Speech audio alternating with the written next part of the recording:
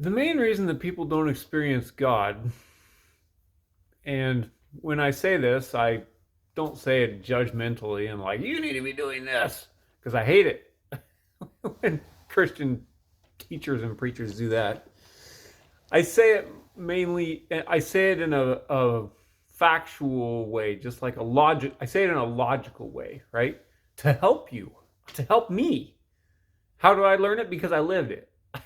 So it's not a me talking down to you. It's like, oh my God, this is the mistake I made and how it's being remedied, and share it with you.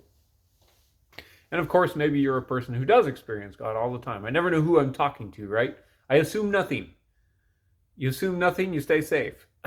Okay, but for those of you, I know there's plenty of you. How do I know? Because I was it. I saw a lot of people around me who don't experience God, but you know all about God, and you're a person of faith. You believe in Him, you believe in Jesus, you believe in the Bible, all these things, but you don't experience Him.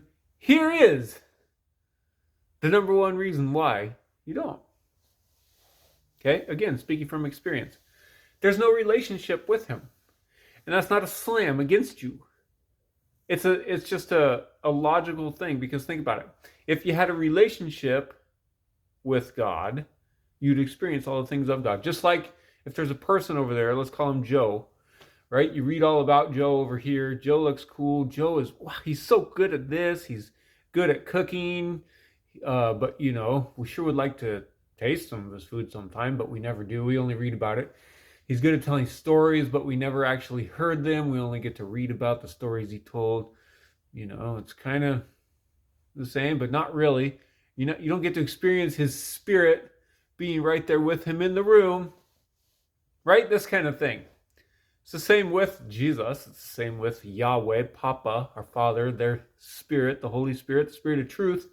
When there's a relationship with them, you experience all the things of them. When there isn't, you hear about those things and preachers tell you all about those things, and you see them at a distance, but you never experience them. Okay? So, the relationship makes all the things of God real, and it's purely logical. Here's the part that needs to be said. Our leaders inside of Christian culture should be leading us and teaching us, leading us to that relationship with Him and teaching us how to have it, but they don't. Ask me how I know.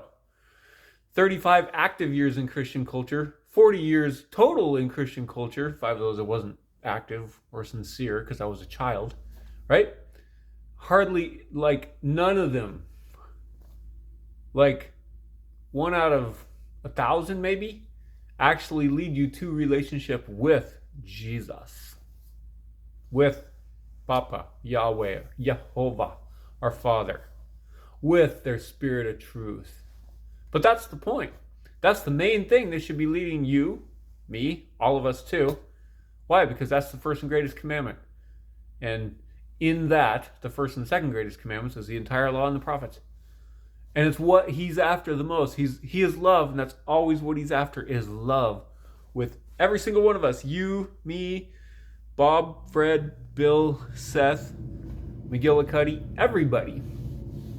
It's His main goal all the time. Okay? So, I don't know. Maybe nobody ever told you that. I don't know. Nobody ever told me for a long time. Or like, if I ever, no, I didn't hear it for a long time, but finally, the Lord taught me. And I can look back and there were scant few people. It's hard to even come up with them. They kind of hinted at it, and they kind of led me to a few things that might have led me to that relationship.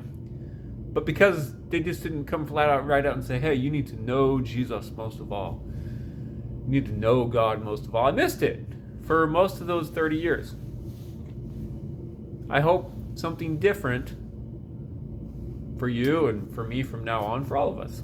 We need to live in that relationship with Jesus Himself to experience the things of God.